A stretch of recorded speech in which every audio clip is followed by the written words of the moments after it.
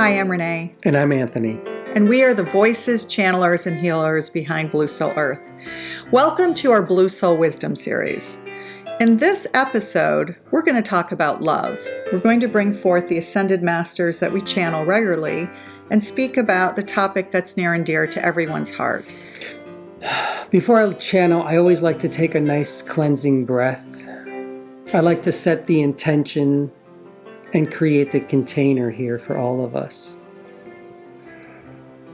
So when Anthony connects to our guides, he slows down his breath and gets into a theta brainwave state. Everything slows down so he can just connect and be present, right? How many times have you heard every spiritual master across cultures, across traditions, and over the years say that it's all about being present with the here and now? And how we can become present is meditate, be still, connect to our breath, for breath is life.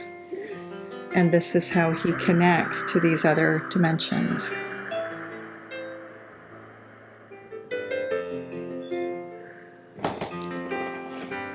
Always an honor and privilege to be in your presence, Gaia. Thank you for receiving us. We understand why we are here. We are here to talk about love today. Love comes in many different forms. Love is like your hair. It flows. But every piece of hair represents a different form or a different energy, a different vibration, a different frequency of love. So how many different forms of love are there? Well, really it's infinite. And as you were saying earlier, many other beings have different ideas of love. They're not always like human. And they don't always feel as good as what human beings feel. This is why you are so important as a species.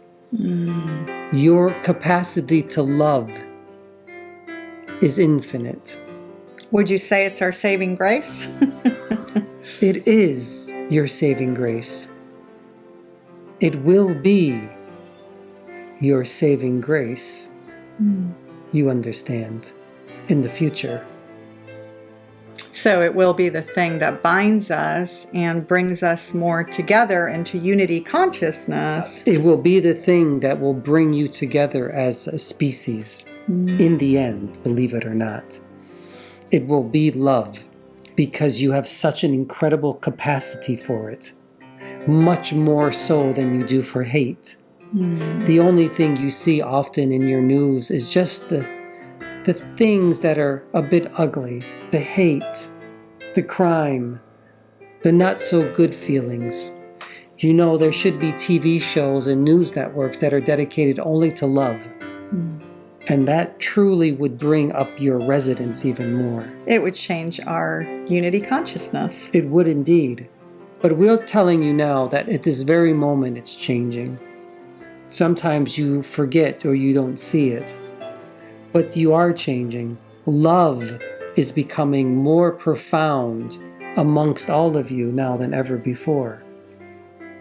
Why don't we speak to some of the love frequencies that are not so natural for human beings, and maybe you can explain how love does show up in these different forms that may be a little confusing for us.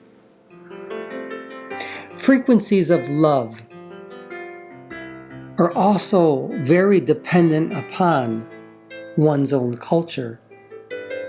How do you, as an American, show love? But how does one from you understand a country such as Japan or Asia? How do they show love? You know that from your travels, especially in Japan, their demonstration of love is much different than yours. It's because their culture is a little more formal. It's very formal, but it doesn't mean that they don't have the same capacity to love as you do. So it's really important that, we talk about this all the time around transformative travel with our travel magazine, is that when we go into another culture is to respect their definitions of everything, right? Not just love, or how they love. But I think it's an important one to bring up, right? Because if you could understand how each culture responds to and resonates with love, then you've come a long way in understanding that culture. We will ask you a question. You've been to many different African countries. How do the children respond to love? What do? They giggle a lot. But most importantly, what will they do for you to show love? They will sing and they will dance. They will sing and dance. That is a very big thing. I've lived in Africa 3 times and traveled extensively through Africa. And it is very true, regardless of whether it's the West, where I've traveled through the most, which is really the East and the Southern part of Africa. And the children do. They beam with smiles and they dance and they sing all the time. And the adults will always invite you into their dwellings to offer you food, drink, and comfort, and perhaps a place to sleep if you need. That's how they offer their love. That's how they show it. Well, in Italy, they just continue to feed you. Until you fall asleep. So you see, love is dependent upon culture as well. But as a species, human beings, you have an incredible capacity to love. You truly do come from the heart when you love. There are other species that do not do that. They may know love only in one particular form. Perhaps it's science for them as they show love. Perhaps it is something more warrior-like, a tougher type of love. But as human beings have experienced it in many, many, many different ways. You can express it in so many ways. One of the things that I think as human beings, especially women, that we're not as good at is self-love. And it seems to be the thing that always takes the back seat. Self-love, yes. Not just for women, but for many human beings overall. Many times you will say that you need to sacrifice yourselves for somebody else, but you don't.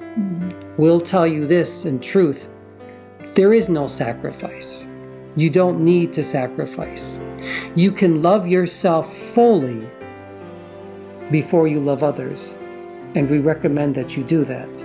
Love yourself fully, wholly, completely before you do to others. Because this is when you fill your cup, you allow it to overflow, it will be given to others automatically. And if you don't know how to do it naturally, there's ways that you can put it into practice, like creating a nurturing environment that nurtures you. So you can do things that you wouldn't normally think of doing to start giving back to yourself and filling your cup up. There are an endless amount of ways to fill your cup and have it overflow with love. You only need to find it. What do you love doing the most? You know, there are people who truly love to serve others. So the way that they fill their cup is that they serve others all the time. Now, we're not saying that's your way, but it's their way. They're constantly in service to others. Perhaps your way is having small gatherings for people. Or whatever it is. Yes. I mean, there's so many different ways that people can show that love. You can cook for others. You can do service and community work for others. You can hug, or I would say one of the really prevalent things right now is be present with somebody. So when you're at a restaurant, don't look down at your phone, right? Really be with that person and connect with them. But we will tell you also that you can do things by yourself. Your exercise can be love for you. Your singing can be love for you. Your painting can be love for you. Yes. Can't it? Yes. That will fill your cup as well. Then when you are filling your cup, you're filling and filling, you can do that for others as well. You can paint them or paint for them. You can exercise with them. You can teach them. You see, Love really does come in many different ways. And self-love itself, too, is just one little thread that it, too, can be divided in an infinite amount of ways. So you didn't know that all of the hair on your head could also be divided infinitely, too. But what if you have no hair? Then we'll tell you that the potential still exists. And if you don't want to just focus on love of one hair, self-love, agape, there's so many different forms of love, right? Then you can focus on the entire head of hair, which is the collective love, right? And that's the unity consciousness of loving everything and seeing yourself as interconnected to the all. That really is, too, another very, very powerful form of love. When you think that there isn't love in many things that you see, there still is. But that's a discussion for another time. And with that, we are taking leave. Thanks for coming through. Thank you for having us, as always, Gaia. It's always an honor and privilege to be with all of you. We hope to see you soon. Be well. Om Shanti Shanti Shanti Om Hari Om. Bye-bye for now. So off they go, or they take a step back if you like, and disconnect from our auric fields. And they allow Anthony's soul to come forth and shine a little brighter. And that's essentially how they say that they work through us. They're not really disconnecting in a way. They're kind of part of us, but in this way, they step back. So Anthony can come back to the here and now. As I always say, more or less. Yeah. It's always a wild journey with the Ascended Masters. Thanks for joining us today. Thank you for being here. We look forward to seeing you again.